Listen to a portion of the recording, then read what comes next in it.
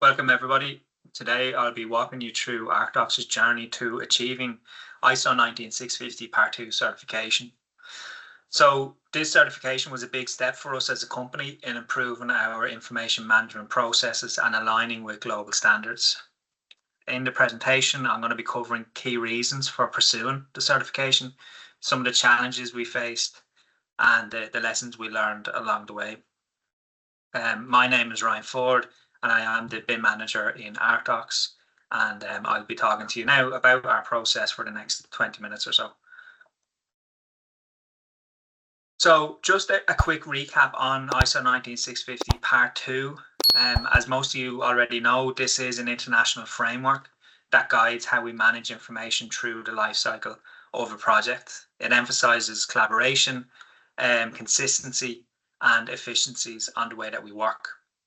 Now for ArcDox, as a company, aligning with ISO 19650 Part 2 and the standards, it helps us improve our processes, making sure that we work more efficiently, correctly, and that we try to mitigate risks as much as possible, particularly in how we create, manage, and share information on our projects. So why is the certification so important to us as a company? So as most of you may know, ArcDox is a specialist BIM consultancy practice, and we do offer a wide range of services, including production, support, consultancy, and training. And it's crucial for us to be certified to ISO 19650 Part 2 because it not only assures our own clients of our quality in the way that we work, but it also strengthens our position within the industry. The certification gives us client assurance that we meet to what's required of us as the international standards, that we actually and we do have a clear competitive advantage over other specialist BIM consultancies in the market, and that we are more effective in terms of our project delivery overall due to us being streamlined with information management processes that are actually aligned to the standard. It's also important to note as well and to highlight that our own staff and every staff member played a key role in the process of us getting the certification. Everybody was involved in the process in all steps along the way, from understanding the requirements of the audit and the certification to actually going and implementing any of the necessary changes that were required for us in order to get certified. So understanding the requirements then, early on, obviously, as part of the certification, it's really important that you do understand all of the requirements that are set out to you as a company. And it's important to do it as early as you can in order to try to identify gaps in the current processes that are currently in your company. So I've tried to document this in kind of 6 steps, 3 of which are on the screen there now. And the first one being understanding the standard itself. So we first ensured that we all fully understood what's required of us as a company, working on different jobs as a BIM process. So whether we're working as a lead appointing party, whether we're working as a lead appointed party, appointing party, a task team, we needed to understand what exactly is required of us when we're fulfilling these roles on projects, and that we need to make sure that we're actually aligned to what's asked of us in the standard. The second one then is the gap analysis. So next, what we've done is we conducted a detailed gap analysis of the company, and this actually involved reviewing our own current processes in the way that we work and identifying areas where we actually needed to make improvements to better align ourselves with ISO 19650 Part 2. Documentation. So a major part of the process was making sure that our own documentation was in order, that it was up to scratch, that it was up to speed, and it was aligned properly. Now, this included everything from our own internal BIM processes to actually project documentation that we were creating, managing, and sharing on live jobs. So whether we had templates that we created, we needed to make sure that our templates were aligned to different roles that we deliver. So again, as I said, we're working with contractors, we're working with designers, we're working with clients. We needed to make sure that all of our templates and our documentation were flexible enough that we could tailor them towards each role that we fulfill on our projects. So that actual step of the documentation, that was really crucial, because it's not just about what you're doing, it's about how you do it and how you're actually documenting evidence of that, as well as part of the certification and the audit. You need to constantly be providing evidence that you are aligning yourself and fulfilling the role of what you're meant to do towards the standard. Now, once we understood the requirements and completed the gap analysis, we focused on key areas to ensure compliance. So the common data environment, that was absolutely critical. So the CDE system allows us to make sure that all of our project information that was stored, it was managed and shared all in one place. That ensured then consistency and accessibility for everybody involved, not just internally, but then externally as well, with all the different trades, disciplines, teams, consultants that we would be working with on all of the projects. We needed to make sure that the CDE actually followed the ISO 19650 principles as well, and that it allowed for proper information management. Luckily enough, the ArcDox have their own common data environment called CDE 365, and CDE 365 is built upon Microsoft Teams, and we use, as a remote working team, we constantly use Microsoft Teams every day. So that made that process a little bit more integrated, a little bit more seamless, and we were able to use our own CDE because it is properly aligned with what's asked for in ISO 19650 Part 2. So that was really, really useful for us. The roles and responsibilities then, so clearly defining these was another really, really essential step. We needed to make sure that everybody understood their part in managing the information, and whether that was creating the information or delivering it. So this included, assigning roles like information manager, project lead, task team members, and making sure that everybody was accountable throughout the project lifecycle. And finally, then, understanding the requirements, so that the last part of this was an internal audit and a review of us as a company and the staff. So in order for us to kind of prepare for the first part or the formal part of the certification audit, we conducted a kind of strict internal audit of us as a team and as a company in the way that we work. So this actually gave us a chance to review our own processes, our own documentation, identify any remaining gaps, and make necessary adjustments where we felt that we weren't fulfilling what we needed to fulfill, and where we felt that we would be brought up on as part of the audit. So regular reviews were also key during this process, maintaining that we were compliant and ensuring that we had continuous improvements in the way that we work as part of our own internal BIM processes. So now I just want to give kind of a quick overview of some of the key dates and milestones in our journey towards the certification. So on the 21st of September 2023, we kicked off the process by receiving a quote from the NSAI, and that outlined the scope and cost of the certification. On the 2nd of September, or sorry, the 2nd of October, I should say, on 2023, we received the official assessment checklist from the NSAI, and that detailed all the specific criteria that we will be auditing. So just to remind you that, it's quite unusual that as part of an audit such as this, you will be audited against the three headings of lead appointing party, lead appointed party, appointing party, and appointed party. That's quite unusual, unless you are a specialist BIM consultancy practice.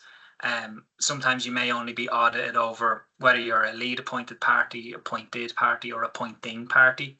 It's quite uncommon that it would be all three. Because it was all three, and due to the nature of what ArcDox do as a company, we fulfill lots of different roles and responsibilities. We were audited over all three, so our checklist was quite extensive. It was quite long, which means that our process and our audit was going to be quite long then as well. And we knew this going into it, which was important. So being able to go through the checklist was really, really useful, and that's something that we kicked off on the 2nd of October in 2023. On the 9th of October, we started to assign specific tasks to our own internal team to make sure that everything was prepared. So each team member had a role to play. ensuring that all of our processes and all the documentation were ready. So nobody was excluded in this. Everybody did have a part to play in this, and making sure that everybody was included in the certification process. So that was really good from a kind of a learning point of view as well. And on the 16th of October 2023, we made final adjustments to our own internal processes and procedures to align against the standard. And that was allowing us then to go and prepare for the upcoming audits then. So on the 17th of January at the start of the year, so 2024, we had our first audit, so stage 1 audit. So this was the initial audit conducted by the NSAI, where they reviewed our readiness for the certification. And that involved checking our documentation, all of our processes, to ensure that we were ready to go and that we were on track, basically, as a company for the next step. And we did get some comments back. So after the initial audit then, on the 7th of February, we conducted an internal review to make sure any feedback or suggested improvements were addressed. And that took a couple of days. Actually, it took a couple of weeks, really, because it wasn't until the 13th of March in 2024, that's when we had our second audit. And that was a lot more detailed. So that was really where the audit came into play, where the NSAI assessed our kind of real-time practices and confirmed compliance with the standard. So they checked all of our documents, our processes, and they checked them against jobs that we were on and projects that we were on to see if we could provide evidence of them being used correctly. And on the 18th of July, finally, after passing both the audits and making any necessary adjustments, we received our certification. And this marked the completion of our journey. And now the cert is actually valid for the next 3 years. So in terms of the audit documents then, there's 4 key documents up on the screen. So you can see that the first one there is a self-assessment questionnaire. So that's the checklist I mentioned to you. The checklist can be searched by a quick Google search, and you can find, and you can filter to whether you're working to appointing party, lead appointed party, or task team or appointed party. You can also see then the cover pages of our audit report, so the stage 1 report, and then the final stage 2 audit report. And then finally, then you can see evidence of our certificate on the right-hand side of the screen. In terms of what the audit is trying to do, what is the objectives of the audit itself? I just want to mention some of the key parts of it.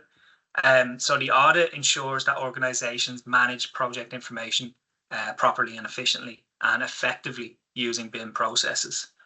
It promotes consistent information and management practices across the supply chain. The audit does enhance collaboration, reduces risks, and improves decision-making through standardized processes. And it verifies compliance with industry standards, which give organizations a competitive advantage. So if they are the objectives, what is the process of the audit? What is the methodology? So the process really has 4 parts that I see. The first one then is an internal review, and that's an assessment of the organization's documentation and processes related to BIM and information management. The second one is on-site or remote audits. So that's your actual audit where you're meeting the auditor. And these are evaluation of real-time practices, and these are done through site visits or they're done remotely through virtual audits. And the third part of the process then is process evaluation. So this is an analysis of your data and information workflows, communication protocols, information security, and so on. And then the fourth part then is any corrective actions. So this will identify if you have any non-conformities as part of your audit, or if there are any measures that need to be corrected or suggestions that are recommended for you to complete as well. So these are the 4 key parts of the process that I see as part of our audit. In terms of the audit cycle, so the audit cycle then is quite straightforward. So the initial audit is a 2-stage audit review, and that goes through your readiness and compliance. Certification issuance is the certificate is valid then for 3 years. You have a surveillance audit, and that's annually. So you have an annual check to ensure ongoing compliance. And then your recertification is after 3 years. So then you go back and you do a full audit, which is conducted to renew your certification to make sure that you're still compliant in what you've done the previous 3 years beforehand. So that is the cycle of the audit. And just to quickly go through some of the projects that we used as part of our audit selection then as well. So these are some of our key projects then in terms of us demonstrating compliance with ISO 19650 Part 2. We'd had to choose 3 because, you know, we were fulfilling the role of appointing party, appointed party and task team.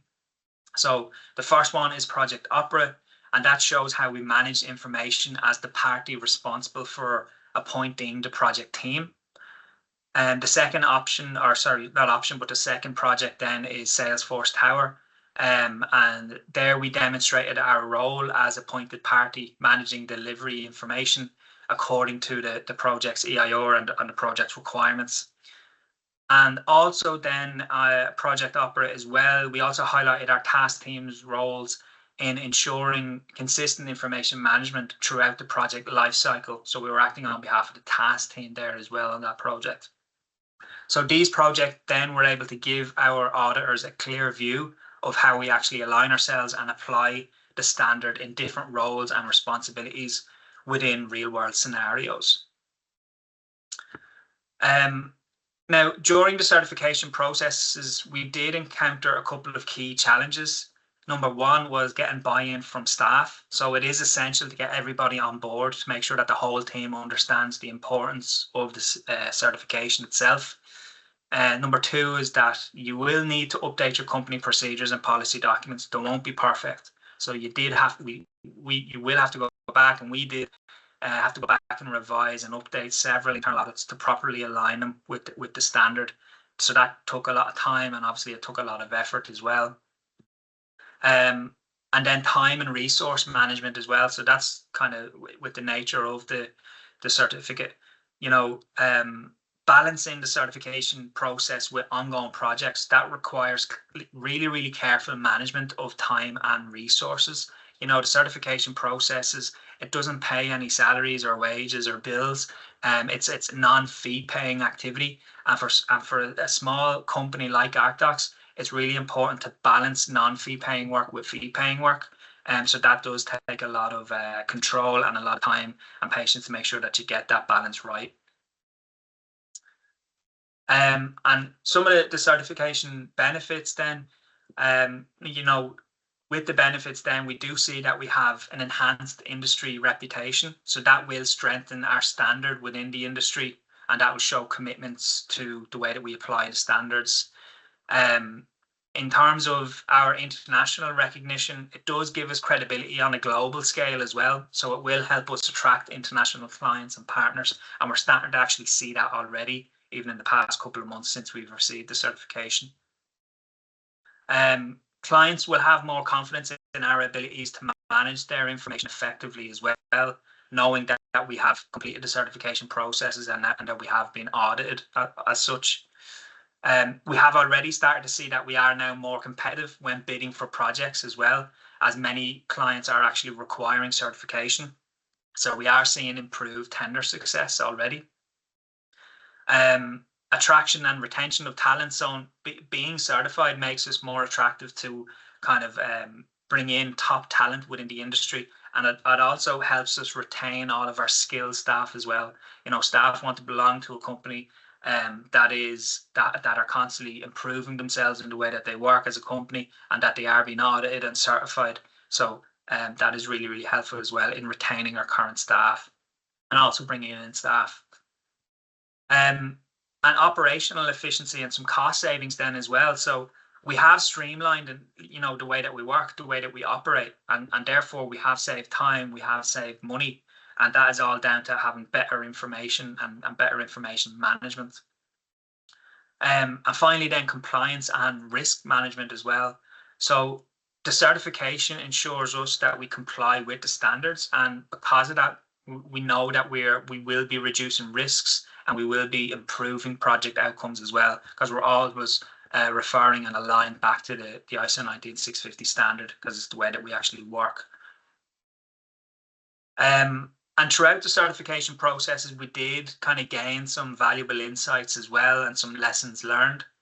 I've put three kind of key parts of it here. The first one being commitment and team buy-in are crucial. Success depends on everyone being engaged and committed to meeting the certification standard. That was really, really important that everybody, has buy-in and wants to be part of the process. Number two then is that standardization drives efficiency.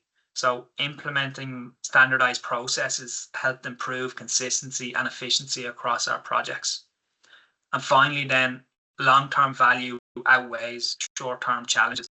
So while the overall process of this required a lot of effort, a lot of time, the long-term benefits in efficiencies and risk management and improving the way that we work and our kind of improving our reputation internationally and globally, that far outweighs the initial challenges that I've just discussed.